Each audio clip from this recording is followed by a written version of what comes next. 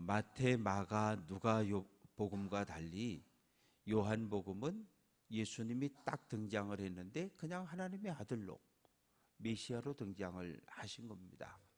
그래서 계속해서 기적들을 행하셔요. 그 기적, 표적을 행하면서, 표적이라고 하는 것은 이렇게 십자가를 가리키는 손가락, 이 손가락이 표적인 거예요. 기적인 거죠. 가나에서 물로 포도주를 만들고, 가나에서 왕의 신하의 아들의 병을 고치고, 38년 된 병자를 고치고, 오병이어의 기적을 행하고, 바다 위를 걷고, 전부 표적입니다. 이 표적은 누굴 가리키는 거냐면 예수님을 가리키는 거예요. 예수님을 보라는 거예요. 그러니까 표적 그 자체를 보지 말고 표적이 가리키는 사람, 하나님을, 예수님을 보라고 이야기를 합니다. 예수님은 제자들과 함께 디베라에서 배를 타고 베세다에 갔다가 오병이어의 기적을 행하시고, 제자들을 먼저 보내고 제자들이 갈릴리 바다 한가운데서 고난당할 때 걸어서 제자들과 함께 오셨고, 배를 타고 가버나움에 가셨어요. 그런데 많은 사람들이 예수님이 계신 곳으로 몰려갔습니다. 오병이어의 기적이 끝났고 그 다음 날도 사람들이 계속 베세다로 몰려왔어요. 왜? 소문이 예수님은 베세다에 계시고 제자들은 배 타고 갔대, 이렇게 소문이 났거든요. 그런데 베세다에 와보니까 예수님도 제자들도 다 없는 거예요. 그래서 또 사람들이 배를 타고 걸어서 예수님을 찾아갔는데 어디에서 만났냐 하면 가버나움에서 만났습니다. 24절, 예수를 찾으러 가버나움으로 갔다. 가버나움에서 예수님을 만나서 25절, 라삐여 언제 여기 오셨습니까? 그렇게 질문을 던지는 거예요. 그러자 예수님께서 너희들이 나를 찾는 이유가 떡 먹으려고 찾는 거 아니냐, 아주 직선적으로 이야기를 하십니다. 표적을 본 까닭이 아니라 표적을 보고 나를 하나님의 아들로 메시아로 믿고 영접해야 하는데, 나를 믿는 거에는 관심이 없고 나를 통해 행해지는 기적과 표적에만 너희가 관심이 있는 거 아니냐, 또 떡 만들어 달라고 여기 몰려온 거 아니냐. 그러면서 썩을 양식을 위하여 일하지 말고 영생하는 하도록 있는 양식을 위하여 하라. 썩을 양식이라고 하는 건 매일매일 먹는 양식입니다. 그리고 영생하도록 있는 양식은 예수님을 이야기하는 거예요. 하나님이 보낸 하나님의 아들 예수를 믿게 되면 영생을 얻게 되는 건데, 사람들은 예수에 대해서 관심이 없어요. 떡에만 관심이 있어요. 그러니까 28절에서 우리가 어떻게 하여야 하나님의 일을 하오리까? 하나님의 일, 어떻게 하면 영생을 얻을 수 있겠습니까? 그 질문을 던졌을 때 예수님께서 29절에서 하나님께서 보내신 일을 믿는 것이 곧 하나님의 일이다. 영생, 구원 얻기 원하냐? 그러면 하나님이 보낸 하나님의 아들 예수, 나를 믿으면 돼, 이렇게 말씀하고 있습니다. 그러자 사람들이 또 묻습니다. 30절, 우리가 보고 당신을 믿도록 행하시는 표적이 무엇입니까? 하시는 일이 무엇입니까? 이게 뭐예요? 표적을 그동안도 많이 보여줬는데 또 다른 표적을 보여달라는 거예요. 당신이 메시아라고요? 그럼 메시아의 표적이 무엇입니까? 그러면서 그들은 뭐라고 이야기하냐면 광야에서, 출애굽 1세대가 광야에서 먹었던 만나에 대해서 이야기합니다. 사람들은 모세가 백성들에게 만나를 주었다고 그렇게 생각하고 그렇게 믿고 있는 거예요. 그런데 예수님은 아니라고 말씀하셔요. 32절, 진실로 진실로 너희에게 이른다, 모세가 너희에게 하늘로부터 떡을 준 것이 아니라 내 아버지 하늘 아버지께서 참떡을 주셨다는 거예요. 그러면서 하나님의 떡은 하늘에서 내려 세상에 생명을 주는 것이다. 예수님을 이야기하는 거죠.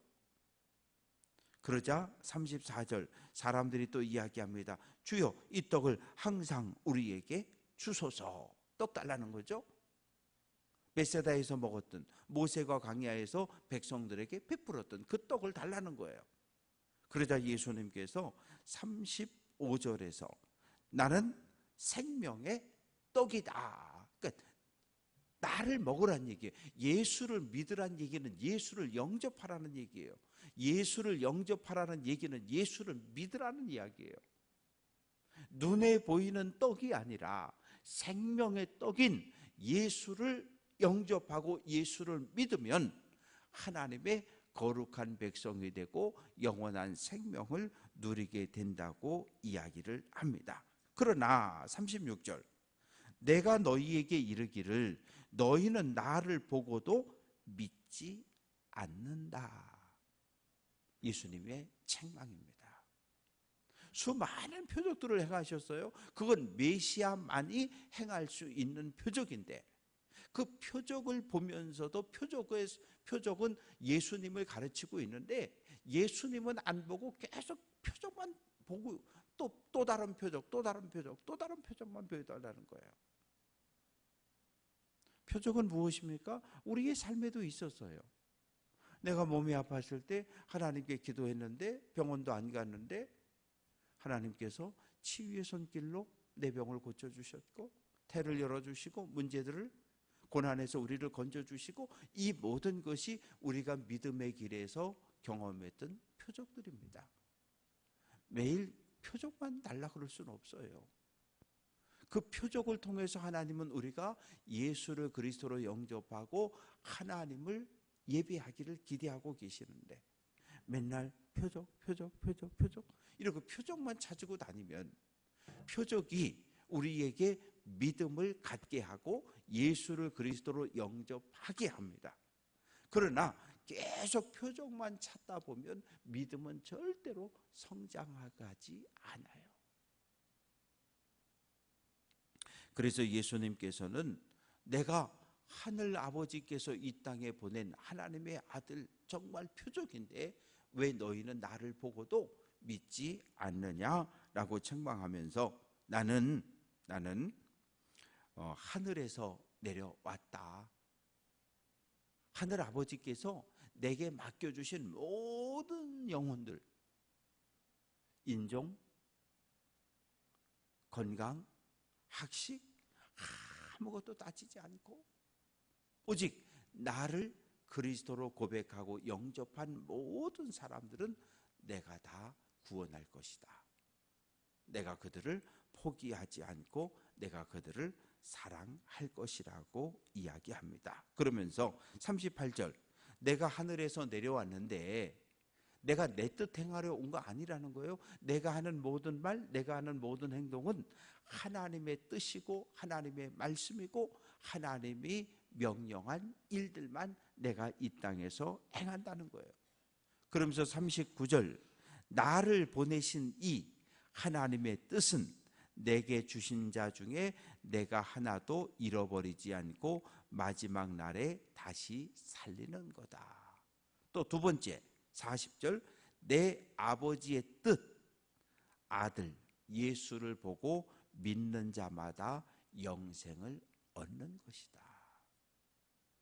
그러니까 예수님은 하늘 아버지의 뜻은 무엇이냐? 나를 믿는 거다. 이렇게 아주 직설적으로 설명을 하지만 사람들은 믿지 않아요. 예수님이 하늘에서 내려온 떡이다. 내가 하나님의 아들, 내가 메시아다. 하늘 아버지께서 나를 믿으라고 너희에게 지금 말씀하고 있다. 이런 이야기를 하니까 사람들이 여기서 수군 저기서 수군 거립니다. 왜? 하나님의 아들이라고 하늘에서 내려온 생명의 떡이라고 주장을 하고 있으니까. 그래서 42절 목수 요셉의 아들 예수 아니야? 우리가 잘 아는데 요셉도 알고 마리아도 아는데 어떻게 자기가 하늘에서 내려왔다고 주장을 하지? 기분이 나쁜 거예요. 왜? 신성모독. 그리고 나보다 아주 뛰어난 사람이 내가 지도자다라고 주장을 하면 괜찮은데, 뭐 어려서부터 나랑 같이 학교 다니고 나랑 같이 직장 다니고 나랑 같이 어울려 놀던 사람이 어느 날 갑자기 시의원이 되고 도의원이 되고 뭐 이렇게 직책이 높아지면 우리도 은연중에 무시한단 말이에요. 에이, 저놈 나하고 초등학교 동창인데 학교 다닐 때 공부도 나보다 못했고, 우리도 그러잖아요. 저 목수 아들 요셉 목수였는데, 목수는 천대받는 직업이었거든요. 그 아들 예수 아니야? 에이, 어떻게 지가 하늘에서 내려왔다 그래? 그래서 사람들이 수근수근거리며 비난을 합니다. 그때 예수님께서 44절에서 나를 보내신 아버지께서 이끌지 아니하면 아무도 내게 올 수 없다, 이 말의 의미는 하늘 아버지께서 허락하지 않으면 어느 누구도 나를 하나님의 아들로, 메시아로, 그리스도로 고백하고 영접할 수 없다, 그렇게 선언하시는 거예요. 그러시면서 나에게 온 사람, 나를 영접한 사람, 나를 믿는 모든 사람을 내가 마지막까지 책임지겠다고 그렇게 선언을 하십니다. 그러면서 46절에서 아버지를 본 자가 있다는 것이 아니라 오직 하나님에게서 온 자만이 아버지를 보았다. 유대인들은, 오늘 우리도 마찬가지예요. 하나님은 볼 수가 없어요. 왜? 눈에 안 보이는 존재니까. 그런데 예수님은 어디에서 오셨어요? 하늘에서 이 땅에 내려오신 분이잖아요. 하늘에서 하나님과 함께 동일한 본질을 가지신 분인데, 그분이 이 땅에 내려왔기 때문에 예수님은 나는 하늘에서 왔어. 나는 하늘에서 하늘 아버지를 보았고 하늘 아버지의 뜻을 알고 내가 이 땅에 와서 행하는 모든 사역은 하늘 아버지의 뜻이야 라고 자신 있게 예수님은 선언할 수 있습니다. 그래서 47절에서 진실로 진실로 너희에게 말하노니 믿는 자는 영생을 가졌다. 믿는 자, 예수를 그리스도로 고백하고 영접하는 사람. 그러면서 다시 한번 내가 생명의 떡이다. 출애굽 1세대는 광야에서 만나를 먹었지만 모두 죽었다. 그러나 나를 먹는 사람, 나를 영접하는 사람, 나를 믿는 사람은 절대로 죽지 않는다. 왜? 하나님의 아들, 영원한 생명 안에 들어오게 되기 때문입니다. 그러면서 51절 나는 하늘에서 내려온 살아있는 떡이니 사람이 이 떡을 먹으면 영생하리라. 먹는다는 말 속에는 영접한다는 의미가 있고, 영접한다는 의미 속에는 믿는다라고 하는 의미가 담겨져 있습니다. 그러면서 51절 중간에 내가 줄 떡은 곧 세상의 생명을 위한 내 살이다. 무슨 말씀이세요? 십자가를 이야기하시는 거예요. 내가 내 몸을 십자가에 못 박아 너희에게 준다. 십자가에 죽은 예수, 하나님이 다시 일으키신 예수를 믿으면 구원을 얻는다. 이렇게 말씀을 하십니다. 마태복음, 마가복음, 누가복음은 예수님이 태어나고 어린 시절을 보내고 세례 요한에게 요단강에서 세례를 받고 성령이 임하고 그때부터 뭐 시험도 받고 사역도 행하시고 이런 이야기, 인간 예수가 어떻게 십자가와 부활을 통해서 하나님의 아들 그리스도가 되었느냐 이 이야기를 하고 있는데, 요한복음은 처음부터 예수님은 하나님의 아들로 등장하는 거예요. 하나님의 아들이기 때문에 출생과 관련된 이야기, 어린 시절 이야기가 하나도 없어요.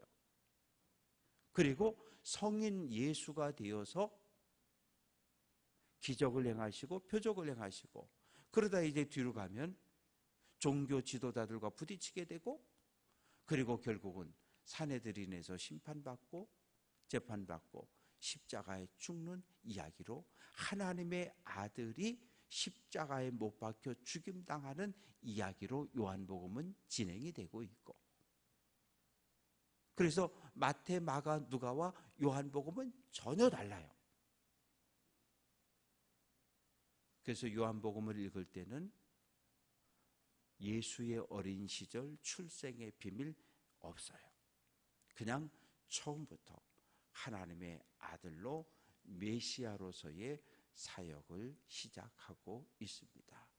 그러면서 오늘 6장 22절부터 51절까지의 말씀의 내용은 오병이어의 기적에 떡을 먹었던 그 사람들에게 일용할 양식, 빵 구하지 마. 영원한 양식, 영원한 생명을 주는 양식 나를 먹으라는 거예요. 나를 영접하고 나를 믿으면. 왜? 하늘 아버지의 뜻은 내가 보낸 아들 예수를 영접하면 영원한 생명을 얻는다는 거거든요. 그 약속 따라 우리도 예수를 영접하고 예수를 믿는 거예요. 그래서 우리가 예수를 믿고 예수를 영접해서 사망과 죄의 자리에서 구원의 자리로, 사탄의 통치, 죄의 통치에서 하나님의 통치를 받는 거룩한 하나님의 백성으로 우리의 신분이 바뀌어 있는 겁니다. 이제 우리가 해야 할 일은 믿음을 붙잡고, 말씀을 붙잡고, 약속을 붙잡고, 마지막까지 하나님의 나라에 들어갈 때까지 믿음을 잘 지켜낼 수 있는 귀한 성도들 될 수 있기를 주님의 이름으로 축원합니다.